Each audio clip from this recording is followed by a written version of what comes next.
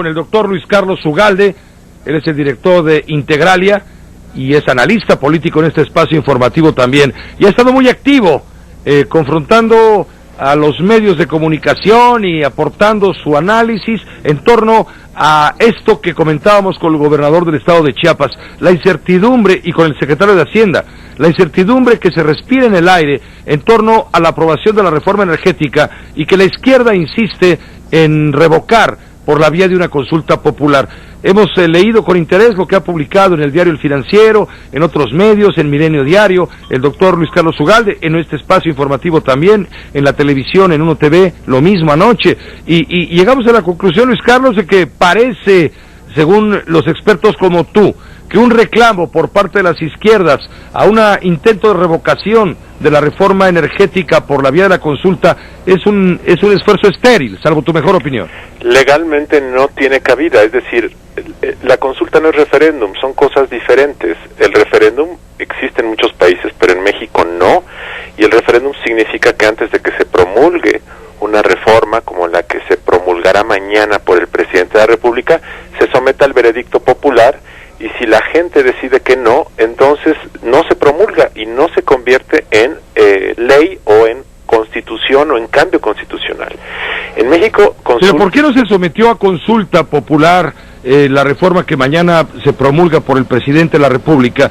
¿Por qué no se sometió a consulta? ¿Todavía no hay el arma, el instrumento constitucional para hacerlo? Es que apenas en 2012 se estableció en la Constitución que existía la figura de consulta popular, y apenas la semana pasada en diputados se aprobó una minuta de ley que todavía debe pasar al Senado en febrero para que se convierta en ley, y sobre esa base de esa minuta de ley yo advierto que claramente la forma en cómo está redactada y cómo se aprobó solo permite consultas que puedan modificar leyes, no la Constitución. Entonces aquí lo que se ha creado, Pepe, es una confusión sobre el significado de la consulta.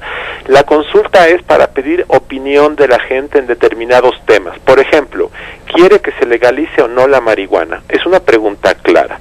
Y si esa pregunta ganara en una votación donde participe más del 40% de los mexicanos, es vinculatoria para el Congreso Federal. ¿Qué quiere decir? Que el Congreso Federal debiese modificar las leyes para que esto ocurriera, para que la marihuana fuera legal. Pero no significa que la consulta pueda servir para revertir decisiones ya adoptadas. Eso se llama referéndum y esa figura no existe en México. Lo que el Congreso permite es que haya consultas. Entonces, ¿en 2015 puede haber una consulta en materia energética? Sí. ¿Es para revocarlo de hoy? No. Es una consulta para iniciar un proceso nuevo de modificación de leyes. Es otro partido legislativo. Es decir, si la izquierda insistiera, Luis Carlos Ugalde, podría proponer una nueva reforma energética, someterla a consulta, y si la gente dice, sí, queremos una nueva reforma energética, bueno, entonces sí se propondría por las vías legislativas correspondientes el ejercicio, pero no pueden echar para atrás lo que se promulga mañana. No, lo que se promulga mañana es parte del ordenamiento. Decir, la consulta tú lo escribiste, la consulta que propone la izquierda es un engaño. La consulta no tiene base legal en el ordenamiento jurídico mexicano. Si queremos que haya revocaciones, tenemos que crear la figura del referéndum. Lo que hay es una consulta, y en 2015 la izquierda puede convocar a una consulta para preguntar en un término claro y preciso sobre, por ejemplo, ¿quiere usted que se permita la inversión privada en exploración del petróleo? ¿Sí o no?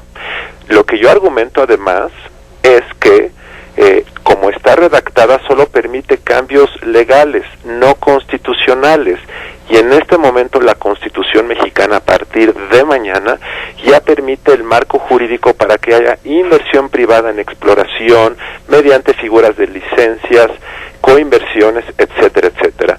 De tal forma que si en 2015 hubiera una consulta popular, ganara el no para impedir que haya inversión privada, solo podría ser para modificar legislación secundaria. El problema es que la legislación secundaria no puede contradecir a la Constitución, entonces estamos en un problema. Puesto de otra manera, Pepe, si en México queremos que las consultas populares sirvan para permitir cambios constitucionales, porque eso es lo mejor para el país, en mi opinión se debe cambiar el artículo 35 constitucional, se debe hacer una ley para ese propósito, y cuando se apruebe, entonces tendremos el instrumento, pero el problema es que no tiene carácter retroactivo, es decir, lo que mañana se promulga es un hecho consumado, y si en 5 meses se consumara otra reforma para que la consulta o para que hubiera referéndum, no puede tener carácter retroactivo, Pepe. Pues te agradezco mucho, y yo creo que vale la pena recomendar la lectura del artículo 135, ¿no? Que establece claramente cuál es la ruta, cuál es la vía constitucional para modificar la Constitución. Ahora, a mí me preocupa porque yo sí creo en las consultas populares, creo que la forma como se legisló es una forma muy limitada. Yo no estoy en contra de las consultas, yo creo que la gente debiese tener el instrumento para expresar su punto de vista en este tema, pero el marco legal no lo permite. Y cuando hay una disonancia entre la realidad y el discurso político, la gente se engaña, y eso es lo que creo que debemos combatir.